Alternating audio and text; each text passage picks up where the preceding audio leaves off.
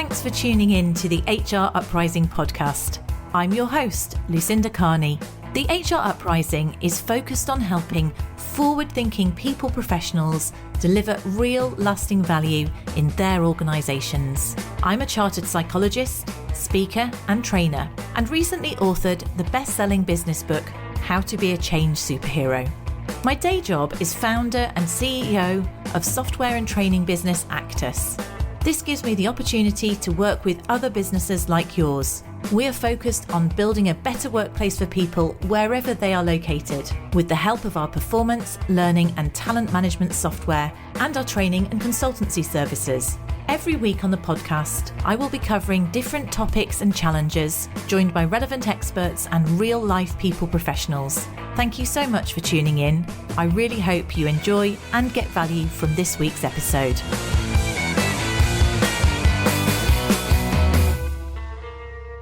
Hello and welcome to this week's HR Uprising podcast, and we are continuing our series of inspirational HR leaders, and today I'm really excited that Caroline McCague, who is the Director of People and Culture at the RSPCA, has agreed to join us and take us through your journey and your story. Caroline, thank you so much for joining. Hi Lucinda, I'm really excited to be here today. So, I mean, I know that everybody's heard of the RSPCA, and it's got to be quite interesting to wonder what it's like to work for a 200-year-old institution, or quite a seriously, I think much loved in many ways to many of us in the UK institution. Do you want to tell us a little bit about the role that you're in, and maybe if we start with, tell us about what it's like working within the RSPCA, and then let's hear a little bit about your background. It's amazing working in the RSPCA.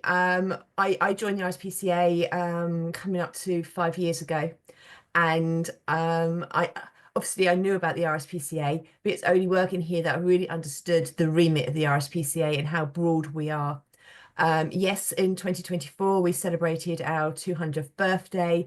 And when we've looked back over that 200 years of what we've achieved as an organisation, it has been phenomenal. And we still continue to try and push the boundaries now. Ultimately, the central premise for us is about animal welfare. It's making sure that we inspire everybody around us to make the world a better place for and create a better world for all animals within that from a welfare perspective. So that could be about how our mission around rescuing and caring. So everybody knows about the RSPCA from our inspectorate, so those people in uniform who go out and rescue, and particularly where there is cruelty and neglect cases is a particular area that we specialise in. People also will be aware of our animal centres, our animal hospitals, where we will treat animals and then help them recover both medically and behaviourally to be rehomed. So people are aware of that as well. But perhaps less known is our advocacy work, where we are pushing with other organisations as well, to governments both in the UK and around the world, to have policies and laws that create a better world for animals from a welfare perspective. And that could be anything from trying to restrict puppy imports into the UK, which we saw a lot of during the pandemic, through to policies and laws around humane farming. And trying to make farming more welfare friendly for the animals that are within that. Ultimately, there's more animals in our farming system than there are elsewhere, and so that is a big area of interest for us, and will remain so. And you may have heard of the RSPCA Assured, which is our organisation that has standards around animal welfare on farms, which the farmers sign up to. So therefore, when you buy in those products, they have those animals being housed in better conditions than you would get in standard farms. But there's more work to do in those areas, because you can always increase those standards. So sort of very broad church. I've come to this organisation and have been in awe of the purpose-driven way that people go about doing their work here. So my career before coming to the RSPCA was in professional services. So coming into the RSPCA and working with people who are so drawn to our mission, who are here because of their commitment to making the world a better place for animals, and whatever their role is in that for working at the RSPCA, that is a clear focus of people here. And so I think for some organisations, connection to purpose is something that's quite difficult to achieve, whereas at the RSPCA that comes naturally.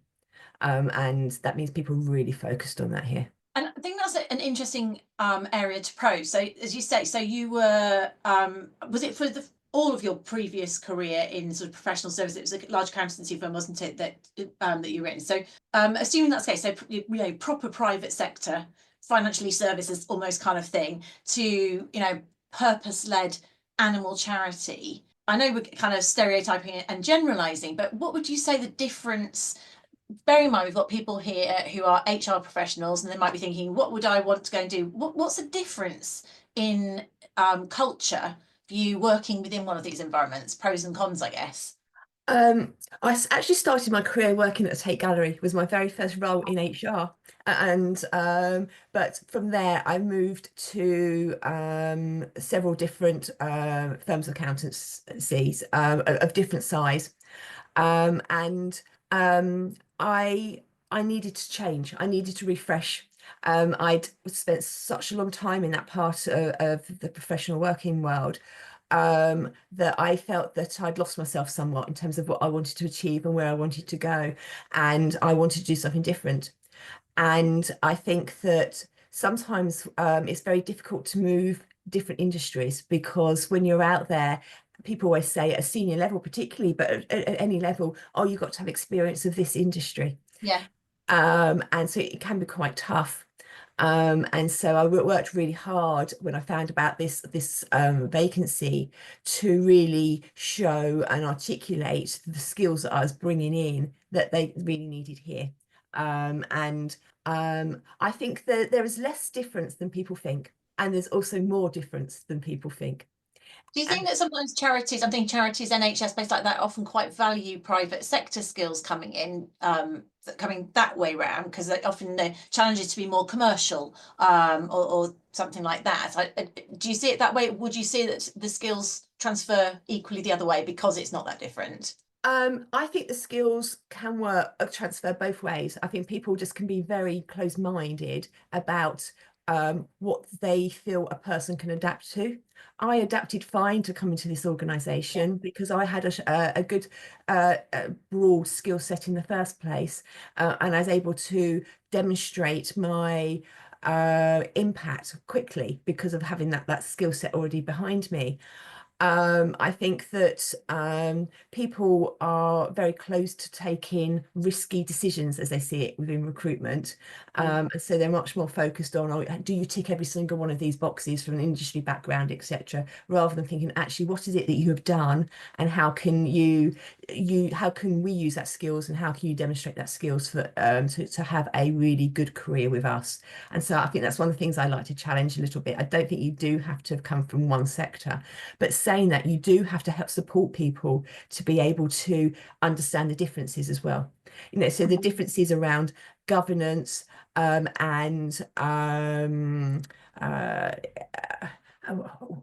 authorities can be different. You know, so for example, we have in working in the charity sector, there's charity governance that you have to understand, and that has been the big piece of learning for me as I've been promoted in the RSPCA, to really understand the charity governance and what that means, and how we have to structure ourselves, and how we work with our trustee board.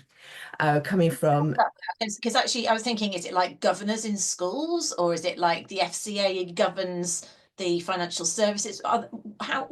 What is it for someone? I don't really know how it. Give us an insight. Well, I wouldn't say I'm an expert yet, but certainly we have an executive leadership team, which is our director team. and a CEO, as any organisation would do. But we report into our board, which are trustees. Those trustees are all volunteers.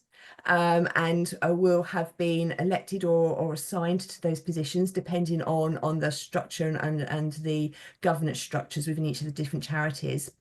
And those trustees will have may have a particular skill set they would bring. So perhaps they've been worked in the financial industries beforehand, or perhaps they've got particular interest, if for us, worked in animal welfare beforehand, or they could have a technology bias. So the trustee board should have a rounded set of skills to enable to give us challenge as an executive about what we are doing.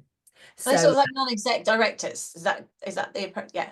yes, and so and our chair, is chaired by our chair, who our CEO reports into. So that is very similar. But yes, they're typically, they're not paid roles, and ultimately the ownership of our strategy sits with the trustees, although that is developed by the executive team. So different shareholders, basically, or partners in the model that you had before, which all have their different pros and cons, I guess, of getting things done anyway. Would you say that setup plays into HR more than any other area of the business, or how does it impact? Does it impact recruitment? I'm going off on. I know you have trade unions as well, but that's not quite. That's another kind of area, don't you? Which is different from private sector that does affect HR. I'm just trying to think, what specific impact is it? The trustees, I'm able to work with really closely in this role. So in terms of, I've got there's a particular trustee who has a particular interest in and a history around people. So I'm able to work directly with that trustee in terms of as a sounding board, as somebody who I can ask for advice on for being in a leadership role. It means that there's somebody else who's in a leadership role who I can have those conversations with, who can challenge me from a position of expertise, but also recognise and contribute to the great things that we're doing here. So I think in a way I get there's a closeness between the exec and trustees in terms of that safe challenge and development, as I see it, in terms of moving out from my people strategy forward. Oh, that's useful. And also from your point of view then, in terms of your people strategy, yes, because we talked about commerciality, and you've moved to an interim. We talked off camera. You're moved into an interim chief exec, because the one that's been there for the last few years while you've been undergoing a sort of cultural shift is moving on. Yeah, what do you see the challenges are being, a charity in this day and age, and the people challenges that you're having to enable, the people and culture, you're responsible for culture too. Because it's tricky, isn't it? I mean, it's charities, no one's got discretionary cash, right? People do believe in animal stuff, but then there's also loads of cynicism and negativity about charity, more so than there has been before. I'm thinking, what was it, the guy who is in the lovely little old man who raised those money during COVID and for doing his walking up and down, and then so there's examples of things like that pick up in the press, which I think can be risky for you to be able to get your donations and stuff like that. Do you have that sense of it being harder in the charity? You have to do more to get more, or multiple questions? Take it where you want to go. There's a lot there, Lucinda. There's a lot. I think from a public confidence perspective, that's why being very careful about your governance and understanding governance is really important, and making sure that you have a clear understanding of what is required of charities and heeding those things. And part of that is making sure that you spend donations wisely and on the right things. So by that I mean, what is the purpose of the charity, and therefore making sure that you spend appropriately on that purpose, but also you don't sit on a huge amount of money. There's a balance between having funds to make sure that the charity can exist for another in our case 200 years, but there's also an imperative to spend money that's given to us, because that's why it's been given to us, to make sure that we are making from our perspective, animals' lives better because of the way that we've invested that money in whatever we feel it needs to be. Certainly, fundraising is difficult at this point, and you have to invest in fundraising like you do with anything, whether it's marketing in a more commercial organization, sales in a more commercial organization. It's no different. We have to invest in fundraising to be able to create opportunity to receive more funds, and that is important. I think from a people perspective, working in charities, we're really lucky. The RSPCA is a really strong brand. People know who we are. And we don't have to do a huge amount of activity to attract applications. We get a phenomenal amount of applications every year. So that's great. And I thought it's also, we've worked really hard thinking about our employee brand. What is it like to work here?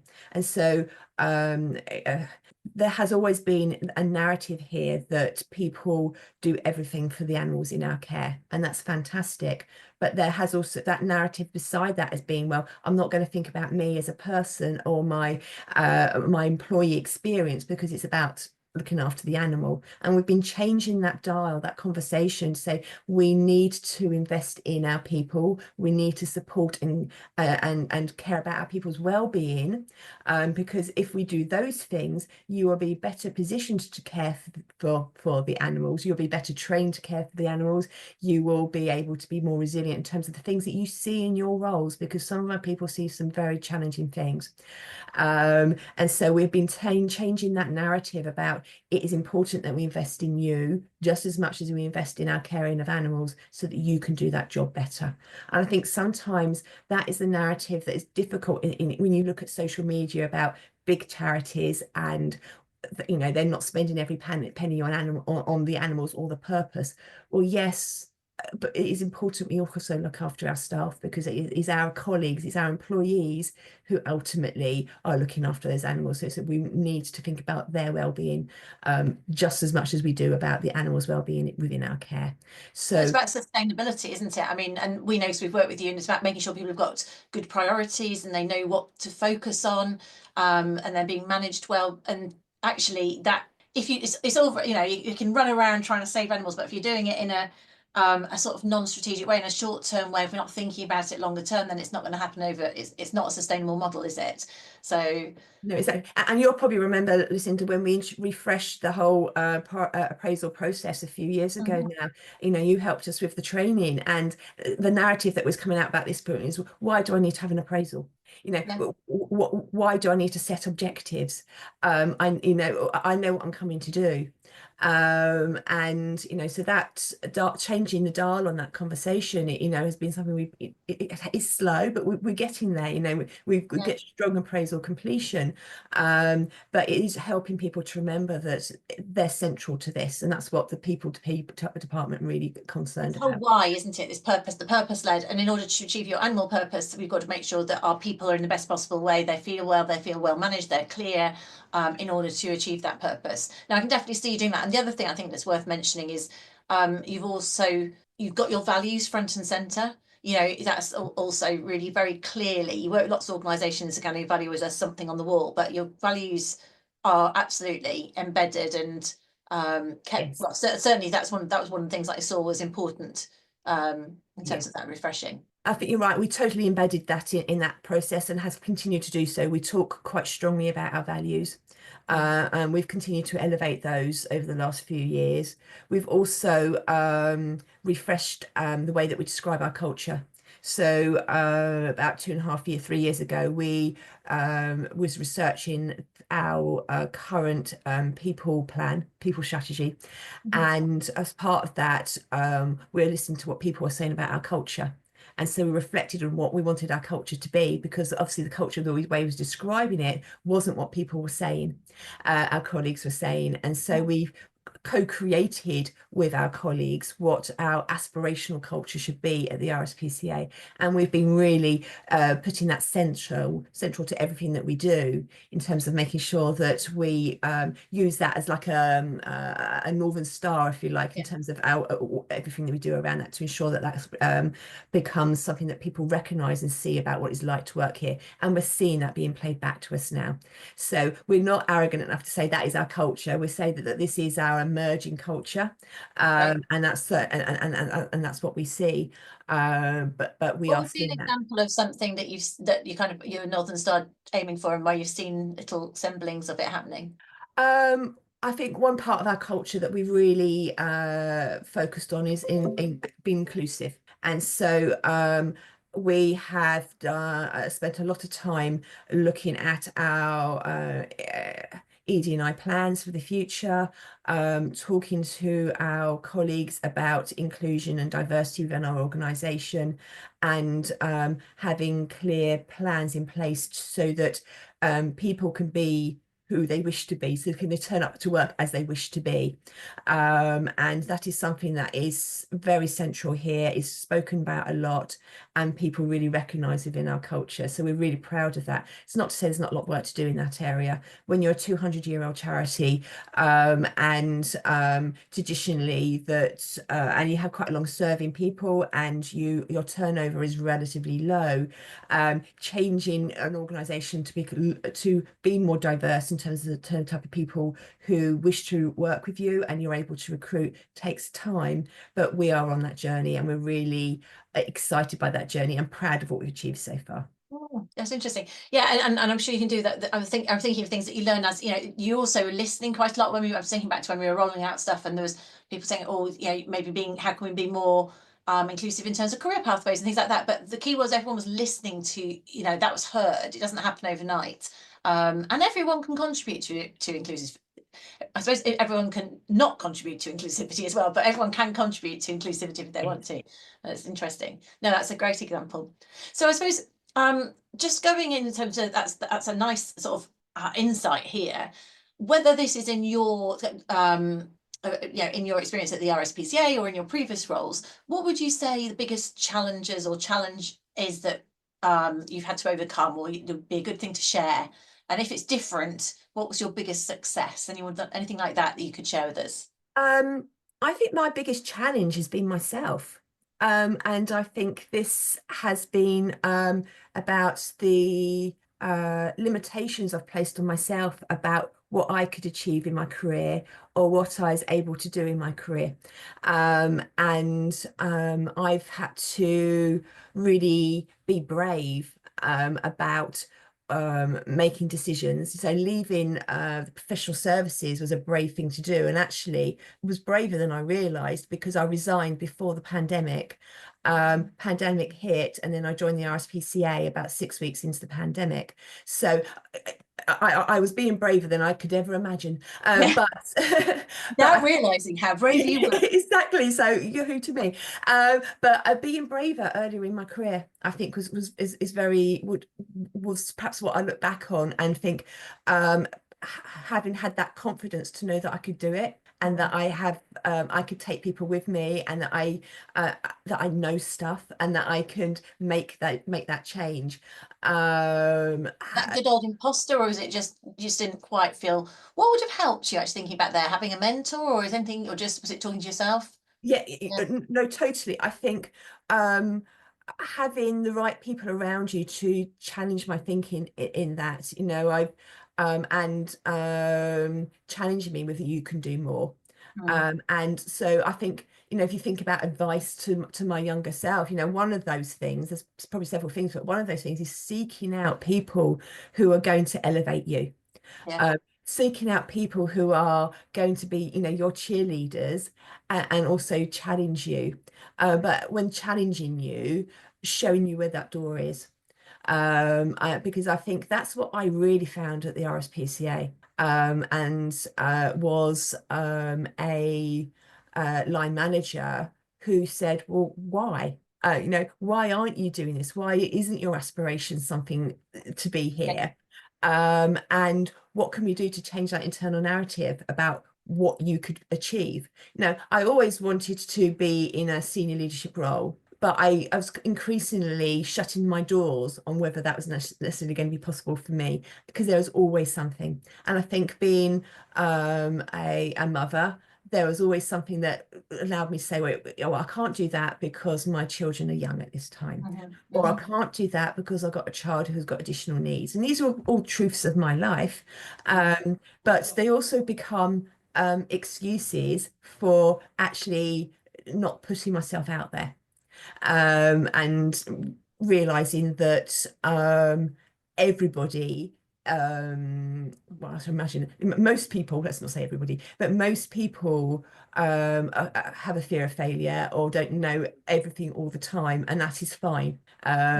So I assume that they're massively confident and they're knocking these things over. They've got just as much imposter going on as the next person. Exactly. And so I had a mentor, sorry, as a coach, who challenged me on that. And she helped me really reflect on some of the amazing things I had done in my career and how I'd balanced and managed other things, and to really realize that being confident in myself is also not, I always felt that if I was confident, then something would come along and knock me off my pedestal that I put myself on, which again is that Almost like you don't deserve to be confident because then you're going to get knocked down. Yeah. Exactly that. And so it was doing that work that allowed me to recognize that, I wanted to be the leader of that team, and that I had the ability and the knowledge to do that. And I also are able to recognize it's okay that I don't know all the answers, and that actually that's why I have an amazing team around me who do have the answers amongst us, and together we are greater because we can reflect and support each other. So yeah, that was, I guess that's my greatest challenge, is always been me, and that's always been the case.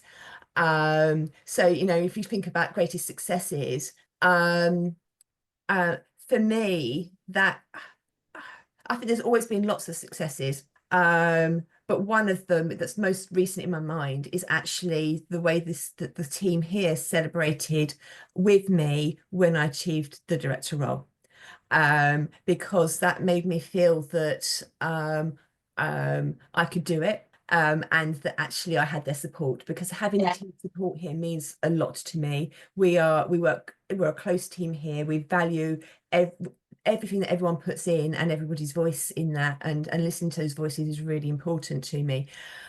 So hearing the team say, we've got you, you've got it, we can do this together, made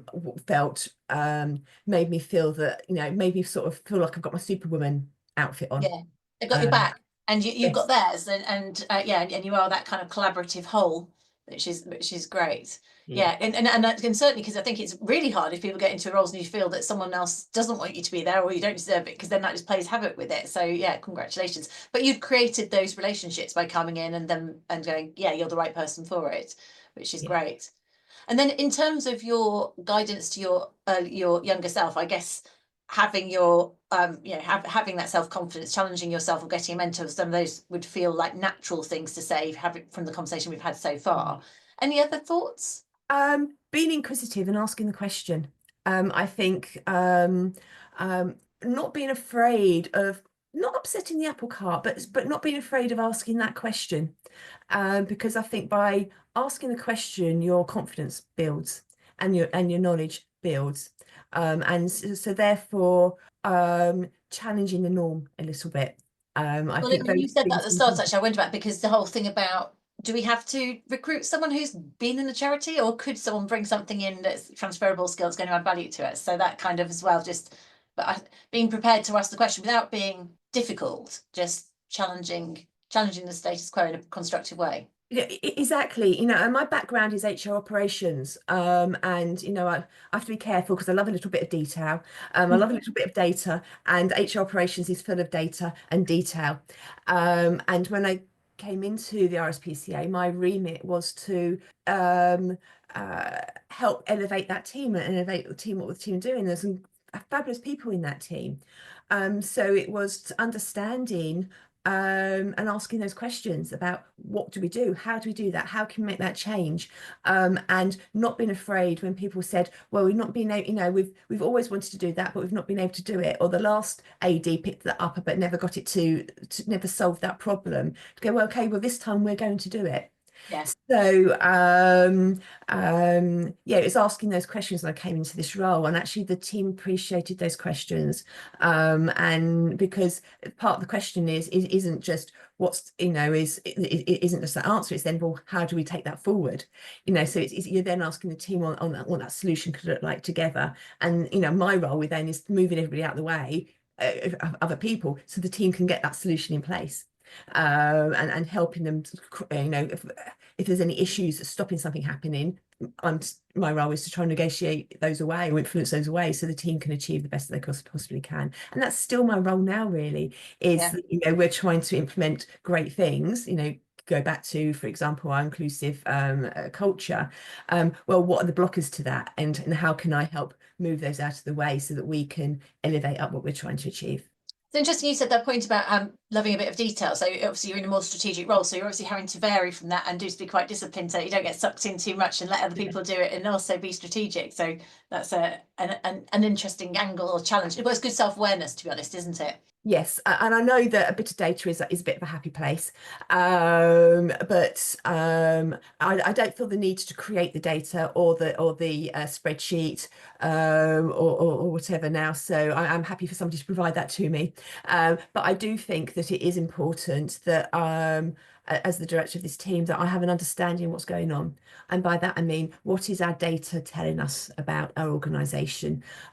What conclusions should I be drawing from where we've got to? Is that data telling me that we're on the right journey, or do we need to refocus that journey that we're on? So I think it's important that I keep my finger on that pulse, just as meeting with the business partners and them telling me what they're seeing and feeling out in the field.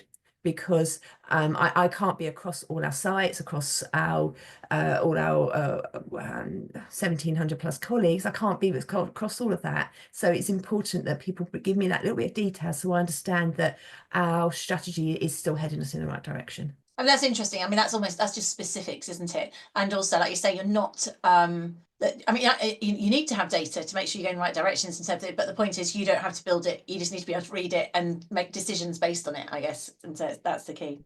Exactly. And it's a side point really, but I found it quite exciting to think about how AI can really help us on this journey now, and what that's going to bring to us in terms of the new ways of working, and